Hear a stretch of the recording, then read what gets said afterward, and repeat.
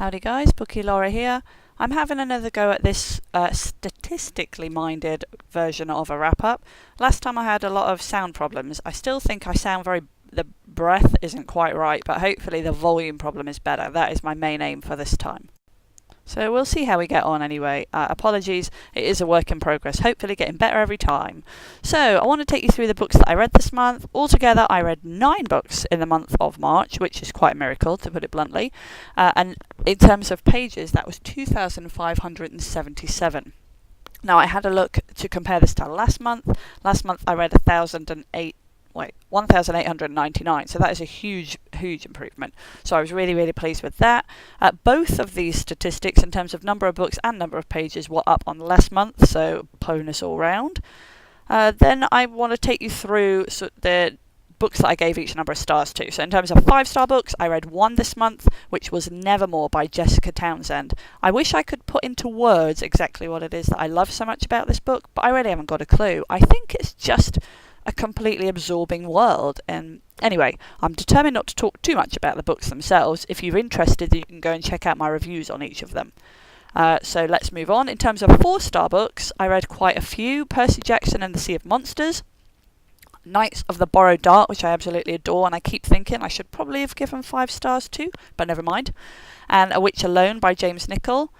And then it seems I read a lot of 3-star books this month, which is slightly disappointing. So Fear the Sky by Stephen Moss is an audiobook which I've been listening to for about 800 million years. I mean literally over 2. But I finally got round to finishing it. Then I also read The Kite Rider by Geraldine McCorian, whose name I still can't say. The Silver Sword by Ian Soralia, and Goodnight Stories for Rebel Girls by Eleanor Favilli. And then I just squeezed in at the bottom there, James Clyde and the Diamonds of Orchestra.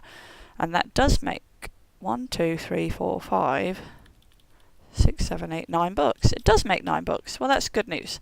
What I think is slightly disappointing is the fact that I read more 3-star books than anything else, but I was taking part in a readathon, and I often find that if I'm restricted by challenges or style of book, that does hold me back slightly.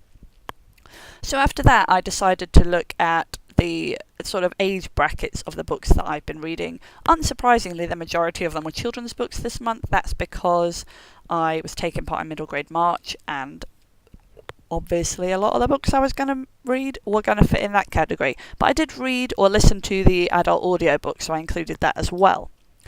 I'm then really trying to become more aware, I suppose, of of how many male and female authors I read books from.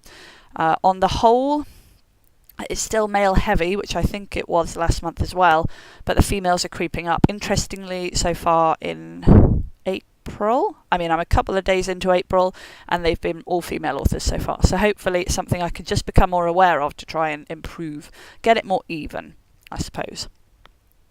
Something that I didn't do last month, which I thought I would do this month, is look at the date of publication for the books to see sort of how I was doing with that. I just was interested, I suppose.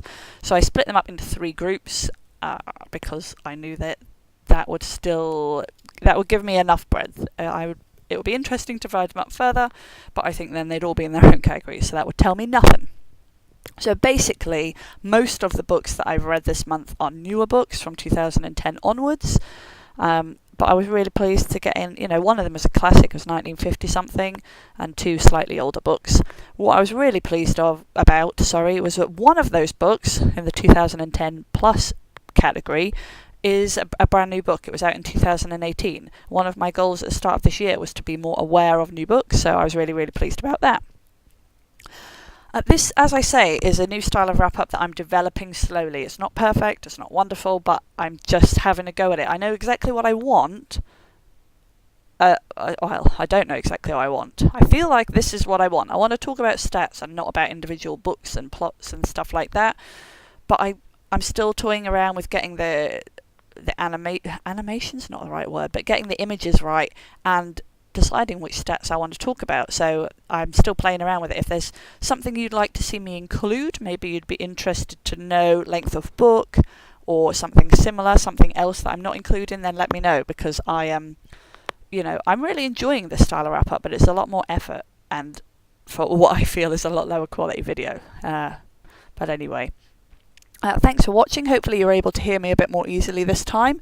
And yeah, I'll see you in April. Thanks for watching, guys. See you next time. Bye bye.